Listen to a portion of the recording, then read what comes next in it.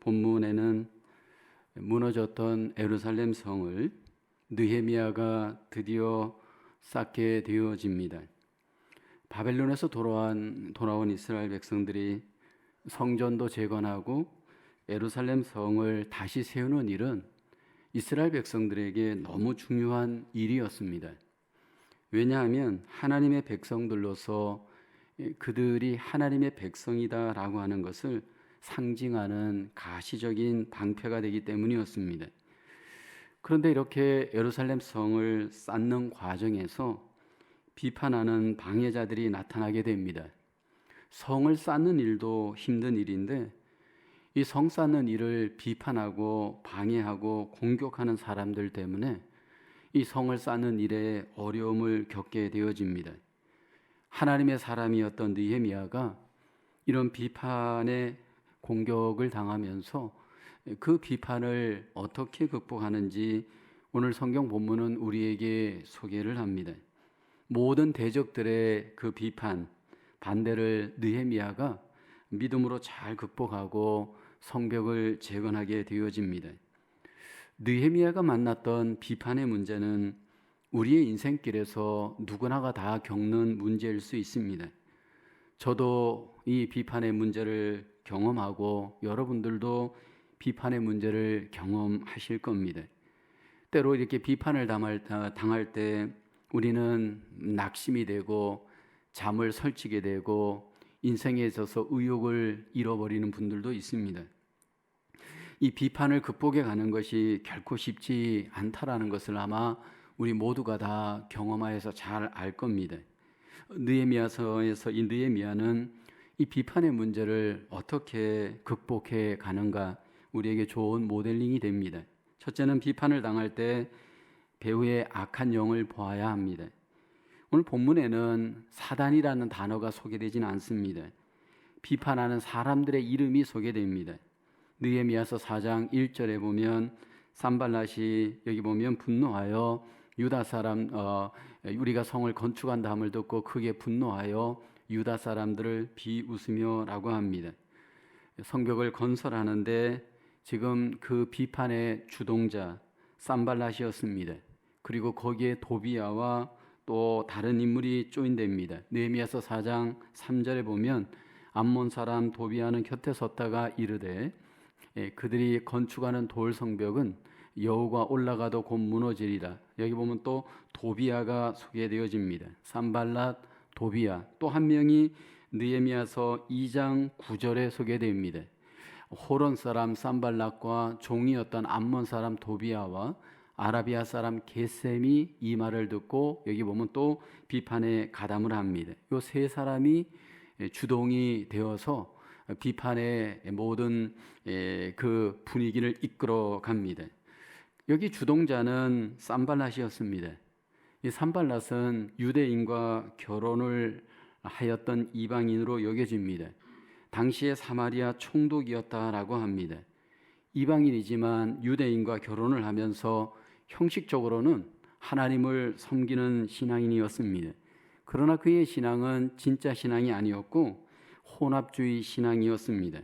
하나님을 형식적으로 섬기면서 사마리아 총독을 하면서 그 권력으로 인하여서 그는 자기의 어떤 영광을 구하는 자였습니다. 근데 유다 백성들이 예루살렘 성을 다시 쌓고 하는 일은 그에게 유익이 되질 않는다 판단을 한 겁니다. 유대인들의 세력이 더 왕성해지는 것, 강해지는 것 그는 원하지 않았습니다. 그래서 성벽을 쌓는 일에 조롱하고 비난하고 사람들을 동원하여서 조직적으로 성벽을 못 쌓도록 방해를 일으킵니다. 사실은 우리가 이렇게 비판하고 대적하는 사람들을 우리는 보지만 사실은 눈에 보이지 않는 그 사람을 조종하는 세력이 있습니다.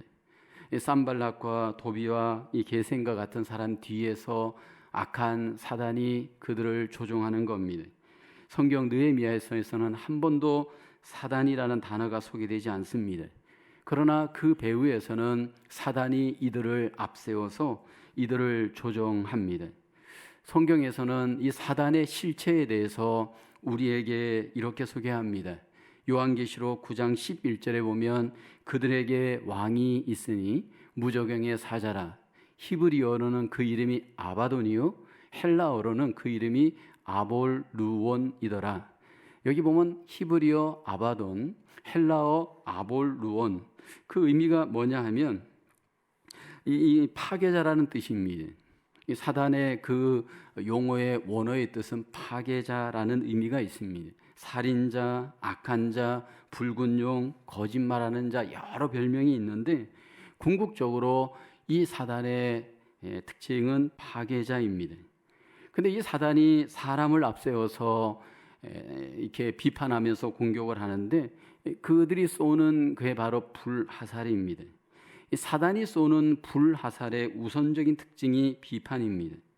사단이 사람들을 앞세워서 비판할 때 그 비판하는 말은 어떤 말인가 하면 굉장히 사람들이 보기에는 굉장히 설득시킬 수 있는 말입니다. 합리적이고 옳은 것처럼 보일 수 있습니다. 예를 들어서 예수님의 12 제자 중에 하나였던 가룟 유다가 사단에게 조종을 받았습니다. 사단에게 조종을 받을 때 가룟 유다가 그런 비판을 하죠. 어떤 하루 예수님이 십자가를 앞에 두고 있을 때 아주 비싼 향유를 그 예수님의 머리에 붓는 여인이 있었습니다. 그러자 그 가룟 유다가 그렇게 비판을 합니다. 요한복음 12장 6절에 이제 그 비판을 하고 났을 때 그가 왜 이렇게 비판하느냐 하면 가난한 자들 생각함이 아니요 그는 도둑이라 돈깨를 맞고 거기 넣는 것을 훔쳐가미러라. 이 기름을 팔아서 이 가난한 자들에게 나누어 주면 좋을 것을 왜 저렇게 예수님의 머리에 부어서 낭비하느냐, 그렇게 비판을 하였습니다. 얼마나 그럴듯합니까? 얼마나 합리적입니까? 여러분, 수만 불 가는 그 비싼 기름을 그냥 허비하지 말고 팔아서 어려운 이웃들을 나눠주면 얼마나 좋을 것 같습니까? 이성적으로, 사실 합리적으로 얼마나 옳은 말입니까? 하나님께 마치 영광을 돌리는 것 같고 이웃들을 사랑하는 것 같이 그렇게 우리는 생각할 수 있는 말을 합니다. 그런데 그 실상은 자기 욕심을 채우고 자기 영광을 구하는 겁니다. 왜 사람들이 사단에게 이용을 당할까요? 여러분, 이 사단은 타락한 천사입니다. 이 타락한 천사이기 때문에 누구보다도 지혜롭습니다. 그래서 사람들을 속일 때 그는 거짓 지혜로 사람들을 속입니다. 이 거짓 지혜에 누가 쏘가 넘어가느냐? 결국 지혜롭다고 스스로 여기는 자들이 쏘가 넘어갑니다. 그 지혜롭다고 여기는 사람들의 공통점이 있습니다. 이기적인 사람, 자기 욕심을 구하는 사람, 이런 류의 사람들이 결국은 이제 거기에 걸려서 넘어갑니다. 여러분, 이 사단은 사람을 이용하여서 자기는 뒤에 숨고 앞에 사람을 내보내서 공격하고 비판하게 합니다. 그리고 가장 인간적이고 합리적이고 이성적이고 어떻게 보면 상식적으로 아주 그럴듯한 말로 이렇게 비판하고 공격할 수 있습니다. 성경에서는 이러한 우리를 향해서 어떻게 이러한 사단의 대적에 맞서야 하는지 성경은 우리에게 영적인 무장을 강조하죠. 에베소서 6장에 보면 하나님의 전신갑주를 입으라. 에베소서 6장 11절에 보면 그렇게 우리에게 말씀을 합니다. 로마 군병들이 전쟁터에 나갈 때 발부터 머리끝까지 갑옷을 입고 싸웠습니다. 이와 같이 우리가 무장하지 않고는 이 마귀의 대적을 결코 우리가 이길 수 없음을 전제하는 겁니다. 그만큼 우리가 이 마귀에게 이용당할 수 있다라는 겁니다. 이 사단이 주로 언제 역사를 하는가? 호사다마라는 말이 있습니다.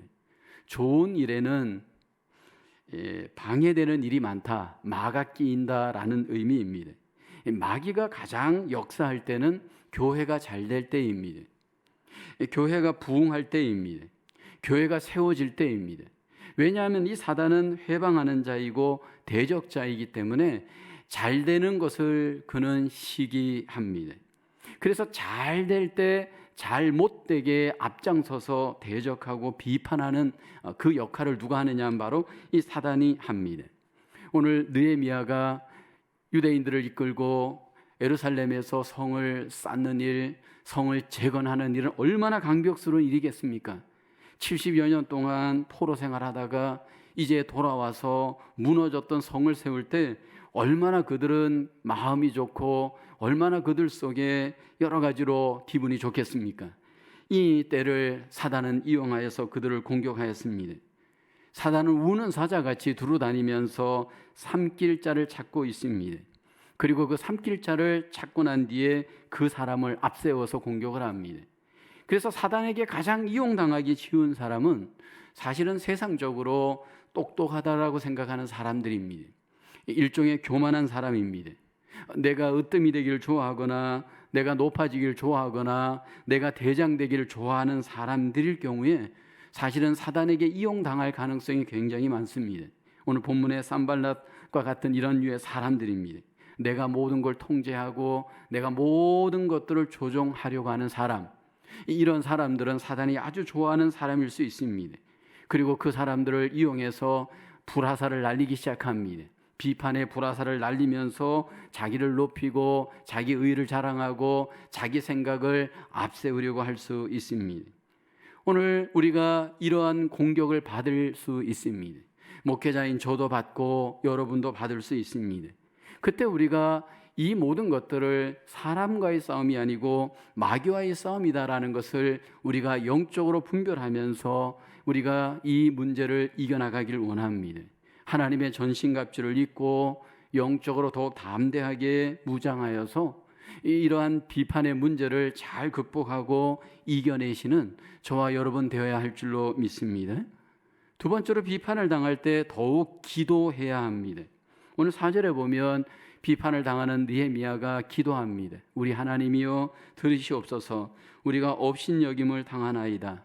원하건대 그들이 욕하는 것을 자기들의 머리에 돌리사 노략거리가 되어 이방에 사로잡히게 하시고, 느헤미야가 비판을 당하자 그는 하나님께 기도합니다. 하나님의 사람들이 사단의 비판, 사람들의 비판을 받을 때 이것을 같이 맞장 써서 비판하면서 공격하면서 싸우는 것은 어리석은 일입니다.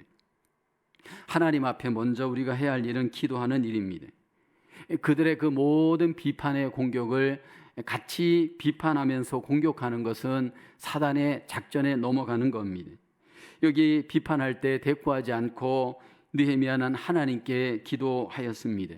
부정적인 말, 조롱하는 말, 모욕적인 말을 들을 때 얼마나 이 마음이 상하겠습니까? 그때 하나님께 그 상한 마음을 내려놓고 기도합니다. 그 마귀가 사람을 이용하여서 우리를 비판하고 공격할 때 그들의 그 말은 최대한도로 상처 주는 말을 합니다. 3절에 보면 암몬 사람 도비아는 곁에 있다가 이르되 그들이 건축하는 돌 성벽은 여우가 올라가도 곧 무너지리라. 그러니까 이 사단이 사람을 이용하여서 비판을 할 때 상대방에게 가장 상처가 되어지고 아픔이 될 만한 말을 하도록 그렇게 공격을 합니다. 그래서 여러분 그 사람들의 그 마음, 심리전을 이용하는 겁니다. 전쟁의 역사에서 가장 즐겨하던 전쟁의 작전이 바로 심리전입니다. 총과 칼로 싸우는 것보다 더 위력적인 것이 심리전이다라고 합니다.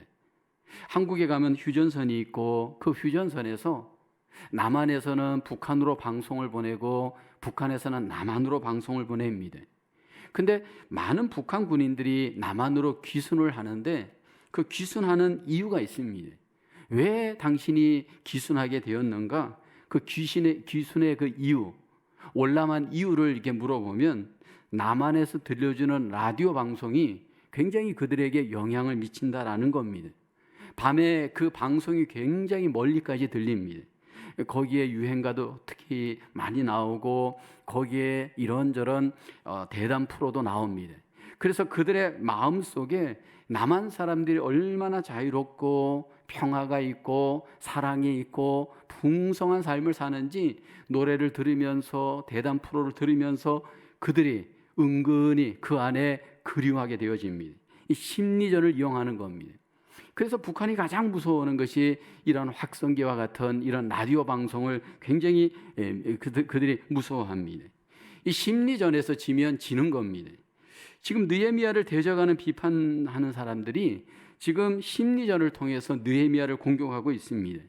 근데 느헤미야가 이러한 작전에 넘어가지 않습니다. 마음이 약해지지 않고 하나님 앞에 기도하였습니다. 여러분, 우리가 믿음 생활을 하면서 사실은 우리 안에 마음이 무너지면 결국은 지는 겁니다. 느헤미야가 여기 무너지지 않고 하나님 앞에 나가서 간절하게 기도합니다. 우리가 느헤미야서 1장부터 보았던 것이 느헤미야는 기도하는 사람이었습니다. 바벨론에서 술 맡은 왕궁의 관원이었지만 그는 하나님께 기도함으로 그는 사명을 받았고 또 성을 쌓으면서도 기도하면서 비판을 극복하고 있습니다. 사실은 하나님의 교회, 하나님의 일꾼들, 사실 가장 필요한 것이 뭐냐 하면 기도하는 겁니다. 기도하면서 비판을 극복하고 기도하면서 리더십을 발휘하는 겁니다. 여러분, 이 리더는 무엇보다도 리더십이 있어야 됩니다. 근데 여러분, 세상적인 리더십과 교회의 영적 리더십은 다릅니다. 세상적인 리더십은 자기 자신감을 앞세워서 자신의 어떤 적극적인 능력을 앞세워서 무언가 나를 따르라 하는 리더십입니다. 그런데 교회의 리더십은 그렇지 않습니다. 철저하게 하나님께 무릎을 꿇고 하나님의 도움을 얻어서 하나님의 인도를 받는 리더여야 합니다. 느헤미야가 어떻게 하나님 앞에 기도합니까? 4절에 보면 이렇게 기도합니다. 우리 하나님이여 들으시옵소서. 우리가 업신여김을 당하나이다. 그냥 칼을 앞세우고 말을 앞세워서 비판하는 사람들을 공격하지 않았습니다. 하나님께 다 맡기는 겁니다. 하나님, 우리가 이렇게 업신여김을 당하고 있는데 저들의 그 공격으로부터 우리를 좀 도와주시옵소서. 하나님께서 자기 백성들이 업신여김을 당하는 것을 하나님께서 그냥 내버려 두지 않습니다. 이스라엘 백성들이 바벨론에서 업신여김을 당할 때 하나님께서 구원해 주었습니다. 이제 예루살렘 성을 쌓을 때 이들이 업신여김을 당하는 이런 정황, 하나님께서 그냥 내버려 두지 않죠. 느헤미야는 그런 하나님을 알기에 하나님께 응답을 위해서 간절하게 기도를 합니다. 여러분, 우리가 누군가에게서 비판을 받고 말로 상처를 받고 억울할 때 먼저 우리가 하나님 앞에 무릎을 꿇고 상한 마음을 내려놓고 기도할 수 있는 저와 여러분 되어야 할 줄로 믿습니다. 많은 경우에 우리가 교회 속에서 가장 시험에 들 때가 언제냐면 누군가가 나를 무시할 때입니다. 지금 느헤미야도 성을 쌓는데 여호가 올라가도 무너질 성밖에 안 되는 저런 허술하고 말도 안 되는 성을 쌓는 게 이게 이러면서 느헤미야를 지금 무시하잖아요. 그런 것처럼 교회 안에서 우리가 서로 상처받을 때가 언제냐면 누군가가 뒤에서 나를 무시하는 말을 할 때입니다. 인격적으로 무시하고 사역적으로 무시하고 완전히 깔볼 때 얼마나 상처가 됩니까? 제가 한국에서 목회할 때 동년배 권사님들끼리 아주 앙숙인 경우가 있었습니다. 이 두 분은 서로 나이도 같고 그러다 보니까 항상 서로를 비교하는 겁니다. A 권사님은 돈으로 저 사람을 누르려고 하고 또 B 권사님은 자녀로 또 이 A 권사님을 누리려고 합니다. 내가 갖고 있는 것으로 너 이거 없지 나 이거 있어 이런 식으로 유치하게 아이들처럼 그걸 내세워서 막 누리려고 합니다. 그러면 이 두 분들이 서로 이제 상대방을 어떻게 하든지 자기가 더 갖고 있는 걸로 상대방을 누리려고 합니다. A라는 권사님이 점심을 만들었으면 B라는 권사님은 항상 그분이 만든 음식을 먼저 가서 까기 시작합니다. 왜 이렇게 오늘은 맛이 없니? 왜 고춧가루를 적게 넣니? 그러면서 먼저 들어가자마자 맛이 없다라고 사람들한테 막 말을 하면서 그 권사님을 디스합니다. 그러면 또 이 권사님은 가만히 있지 않아요. 그렇게 듣고 간직하고 있다가 그 권사님이 머리를 새로 하고 오거나 새 옷을 사서 입고 오면 왜 저런 옷을 유치하게 입었느니, 왜 머리 스타일을 저렇게 했느니 디스를 합니다. 여러분, 이러면서 그 상한 마음을 끊임없이 서로 싸우면서 그렇게 해결하려고 하다 보니까 화해가 안 돼요. 우리가 좀 침묵하고 하나님께 맡기면서 기도할 수 있는 영성으로 하나님 앞에 우리가 드려지기를 원합니다. 하나님께서 이 대적자들의 심판을 해결해 주실 것을 느헤미야가 기도하죠. 5절에 보십시오. 주 앞에서 그들의 악을 덮어두지 마시며 그들의 죄를 도말하지 마옵소서. 그들의 건축하는 자 앞에서 주를 노하게 하였음이니이다. 하나님, 저렇게 비판하고 악을 행하는 자들 하나님께서 덮어두지 마시고 죄를 도말하지 그들의 죄를 도말하지 마옵소서. 그러면서 지금 하나님께 맡기면서 기도합니다. 원수들을 하나님께 내어 맡기면서 하나님의 그 모든 심판, 하나님의 모든 보응을 느헤미야가 기도합니다. 우리가 사람의 어떤 그 비판의 문제, 그로 인해서 상처를 입을 때 그들을 하나님께 맡긴다라고 하는 것은 하나님의 그 주권을 우리가 인정하는 아주 중요한 태도입니다. 우리가 심판자가 되어서 자꾸 우리는 심판하고 싶습니다. 근데 하나님은 우리를 향해서 맡길 것을 원합니다. 사실 이제 이런 어떤 비판의 문제, 이런 어떤 악인들의 문제, 이런 문제를 놓고 기도하라고 하면 이건 너무나도 답답하게 사실 보입니다. 제가 어려서부터 교회를 다니면서 어떤 상담을 하거나 어떤 문제를 이렇게 이야기를 나누다 보면 항상 끝에 가서 답이 똑같습니다. 기도하십시오. 그래서 저는 교회 생활을 평신도 이제 청년 때 또 신학교 가기 전에 할 때 왜 전부 문제는 다른데 나중에 끝에 가보면 전부 기도로 이렇게 결론을 내리는가? 이게 좀 못마땅하였습니다. 문제는 다른데 답은 다 똑같아요. 기도하십시오. 그래서 그때는 이거는 정답일 수 없다. 이거는 애매모호하다. 그렇게 혼자 생각했던 적이 있습니다. 근데 지금 와서 돌아보니까 그게 맞아요. 모든 문제는 다르지만 결국은 해결 방법은 기도하는 겁니다. 왜냐하면 하나님께서 우리의 해결사가 되시기 때문입니다. 누가 더 기도를 해야 되는가 봤더니요, 더 상처에 노출되어지고 공격에 노출되어지는 사람들이 있더라고요. 그들이 누구냐면 바로 사역자들이. 예루살렘 성을 안 쌓으면 여러분 이런 비난도, 이런 비판도, 이런 공격도 없어요. 그런데 항상 전방에 나서서 사역을 하고 사람들 앞에 나서는 하나님의 일꾼들, 하나님의 사명자들, 하나님께서 쓰시는 귀한 사람들을 보면 여러분 더 공격의 대상이 됩니다. 노출되다 보니까 더 판단이 되어지고 시시비비에 자꾸 대상이 되어집니다. 그래서 많은 사람들이 자기는 나서지 않고 뒤에서 자꾸 판단만 하고 공격만 합니다. 참 어떻게 보면 굉장히 여러분 우리 속에 상함이 있는 상황입니다. 그러나 기억할 것은 그럼에도 불구하고 하나님께서 맡겨주신 사명을 갖고 하나님의 귀한 일꾼들은 기도하면서 비판을 극복하면서 하나님의 일을 해야 할 줄로 믿습니다. 하나님께서 갚아주시기 때문인 줄로 믿습니다. 우리의 삶에 상처가 있고 아픔이 있고 어려움이 있지만 비판으로 인해서 우리 속에 말할 수 없는 그러한 마음의 힘듦이 있지만 그러나 기도하면서 모든 비판을 이겨내시는 우리의 영성으로 믿음으로 승리할 수 있기를 주님의 이름으로 축원합니다. 세 번째로 비판을 당할 때 포기하지 말고 계속 일을 해야 합니다. 6절 한번 같이 봉독합니다. 시작. 이에 우리가 성을 건축하여 전부가 연결되고 높이가 절반에 이르렀으니 이는 백성이 마음들여 일을 하였음이니라. 느헤미야가 비판을 받고 공격을 받을 때 예루살렘 성을 쌓는 일을 스탑하지 않았습니다. 반대에 부딪힐 때, 비판에 부딪힐 때 그 일을 중지하지 않았습니다. 한눈 팔지 않고 하나님이 맡겨주신 일을 킵고잉 하였습니다. 사실 많은 경우에 우리가 비판을 당하고 사람들에게 공격을 받으면 마음속에서 삶에 떠났던 일의 의욕을 잃어버립니다. 그래서 그 일을 스탑하고 싶은 마음이 인간적으로 일어날 수 있습니다. 근데 여러분 오늘 느헤미야는 비판 속에서 공격 속에서 그럼에도 불구하고 일을 멈추지 않고 계속하였습니다. 우리가 비판을 당할 때 먼저 가장 이 상처가 되는 것이 이 마음입니다. 마음에 낙심이 일어나잖아요.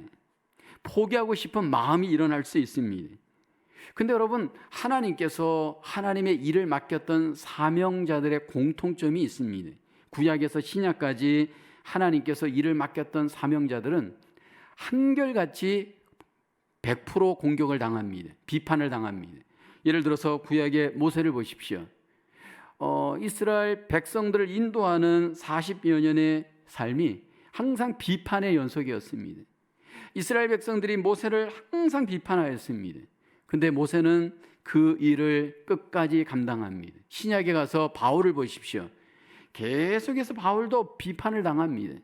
그 비판 속에서 그는 일을 멈추지 않고 사명을 감당을 합니다. 왜요? 하나님께서 부르신 소명자들의 한결같은 특징은 사명을 감당할 때 사람들 때문에 사역을 포기하지 않습니다. 하나님께서 맡겨주신 일이기 때문입니다. 그래서 믿음으로 사명감을 갖고 더 사역을 해갑니다. 그래서 하나님의 사명자인지 아닌지는 이렇게 사람들의 반대와 회방과 거역과 핍박을 딱 당해보면 우리 안에 나를 점검할 수 있습니다. 거기에서 사명자들은 거기에서 멈추지 않습니다. 그럼에도 불구하고 꿋꿋하게 일희일비하지 않고 앞을 향해서 주를 위해서 나가게 되어집니다. 여러분, 우리가 함께 하나님의 교회를 세워가는 일은 마치 성을 쌓을 때 벽돌 하나하나를 세워가는 것처럼 여러분, 이 교회도 그렇게 세워져 갑니다. 그래서 이 교회 하나하나를 세운다는 것은 정말 이게 쉬운 일이 아닙니다. 벽돌 하나하나가 모여서 마치 나중에 벽이 되는 것처럼 한 사람 한 사람 여러분 그 벽돌로 그들의 마음과 믿음을 세워갈 때 온갖 일들이 거기서 벌어져요. 개인적으로도 공동체적으로도 여러분 그 안에 엄청나게 많은 일들이 막 벌어져요.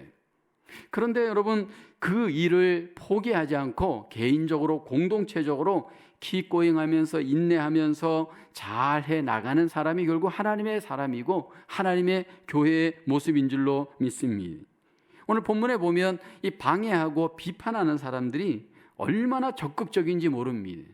그 위협이 여러분 사람을 죽일 정도의 위협이었고 비판이었습니다. 느헤미야서 4장 8절에 보십시오. 다 함께 꾀하기를 예루살렘으로 가서 치고 그것을 요란하게 하자. 이제 말로만 비판하는 것이 아니고 행동으로도 그들이 적극적으로 대적하면서 비판하는 정황이었습니다. 근데 느헤미야와 성을 쌓는 사람들 숫자보다도 그들이 더 우위에 있을 수 있었습니다. 그리고 이제 느헤미야는 지금 일을 하고 있기 때문에 그들과 싸울 여력이 없는 정황입니다. 이때 이 느헤미야가 어떻게 이들의 대적, 공격을 방어합니까? 11절에 보면 우리의 원수들은 이르기를 그들이 알지 못하고 보지 못하는 사이에 그들 가운데 달려들어가서 살육하여 역사를 그치게 하리라, 그렇게 위협을 합니다. 12절에 보면 무려 10번이나 느헤미야에게 지금 막 저들이 공격하려고 합니다. 저들이 지금 막 우리를 지금 죽이려고 합니다. 이런 류의 소식을 반복적으로 느헤미야가 지금 전해 듣게 되어집니다. 그러자 느헤미야가 성 쌓기를 중지하지 않습니다. 성 쌓기 중단하고 우리 저들과 맞짱 뜨면서 싸우자, 그렇게 해결하지 않습니다. 13절에 보면 내가 성벽 뒤에 낮고 넓은 곳에 백성이 그들의 종족을 따라 칼과 창과 활을 가지고 서 있게 합니다. 이 일부분은 보초를 서고 경계를 하게 하고 또 나머지 사람들은 성을 쌓게 합니다.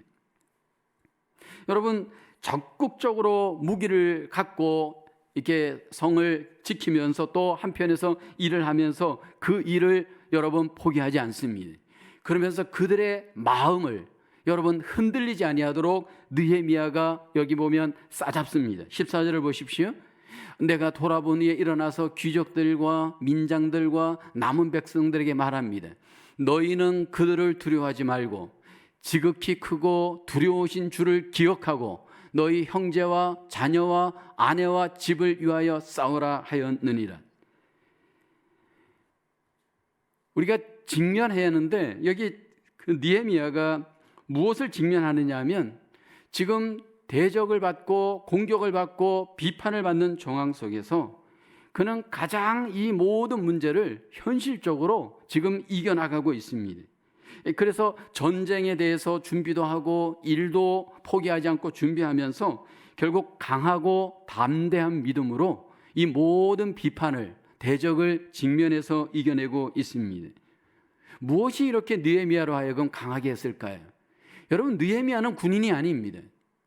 술 맡은 관원이었습니다. 성을 쌓았던 경험이 있는 것도 아니었습니다. 많은 사람들을 이끌고 리더가 되었던 경험도 없습니다.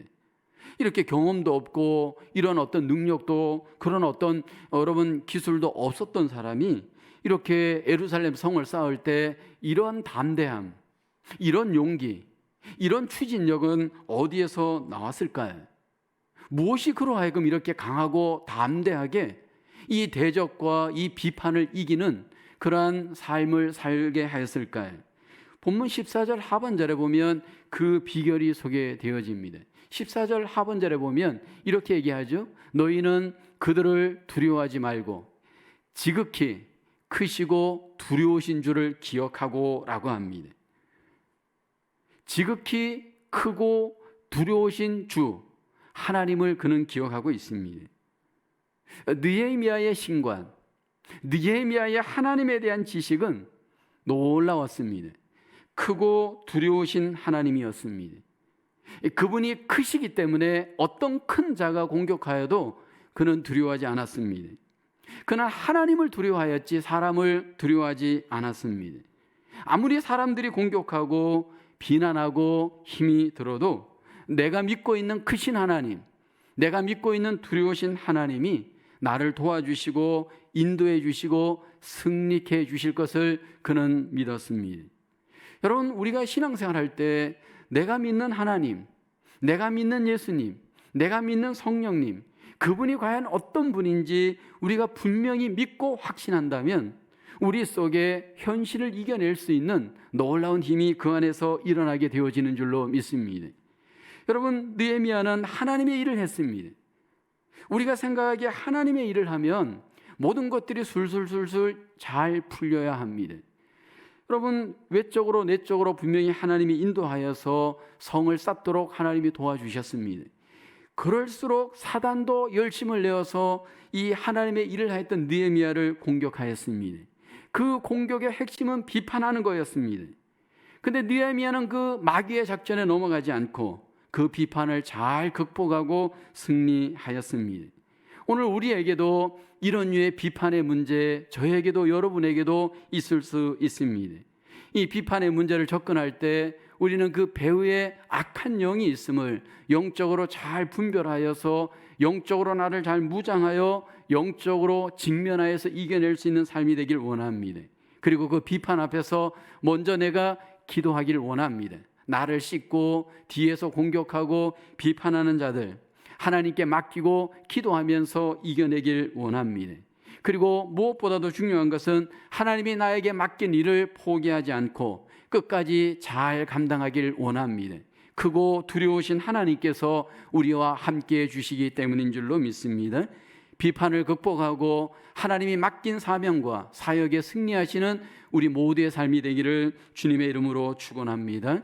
기도합니다. 하나님, 우리에게 귀한 은혜 베풀어 주셔서 하나님의 자녀됨의 은혜와 구원의 은혜와 더불어 하나님의 귀한 사명을 저희에게 허락하셨습니다. 이 사명을 가정에서, 일터에서, 교회에서 감당할 때 어떤 대적을 만나고 하나님 비판을 당할지라도 우리가 하나님 믿음으로 잘 이겨내는 느헤미야와 같이 하나님 이 문제를 잘 극복하고 승리할 수 있도록 도와주시옵소서. 악한 영의 미혹과 유혹과 공격 앞에 우리가 혈과 육으로 싸우지 않게 하여 주옵시고 하나님 영적인 능력으로 하나님 이겨내는 저희들 되게 하여 주시옵소서. 기도할 수 있도록 저희의 믿음을 붙들어 주옵시고 맡겨주신 사역의 자리에서 포기하지 않고 끝까지 크고 두려우신 하나님을 바라보며 이겨내는 하나님의 귀한 권속들 되게 하여 주시옵소서. 이 한 주간도 믿음으로 세상을 이기고 하나님이 주신 귀한 삶에서 승리하는 복된 한 주간 되게 하여 주시옵소서. 예수님의 이름으로 기도하옵나이다. 아멘.